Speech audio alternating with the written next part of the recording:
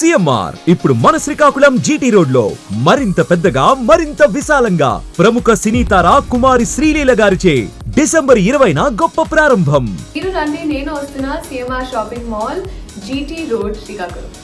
See you there. CMR shopping mall GT road Suryamahal junction Srikakulam.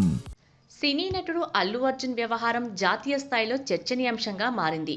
హైదరాబాద్లోని RTC cross రోడ్స్లో గల సంధ్య theatre తొక్కిసలాట కేసులో అల్లు అర్జున్ పోలీసులు అరెస్టు చేశారు.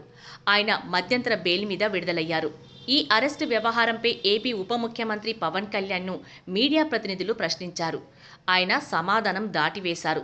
ఈరోజు పవన్ కళ్యాణ్ కడప రిమ్స్ ఆసుపత్రిలో చికిత్స పొందుతున్న గాలివీడు ఎంపీడీఓ జవహర్ బాబును పరామర్శించారు. వైసీపీ శ్రేణుల దాడిలో ఆయన గాయపడ్డారు.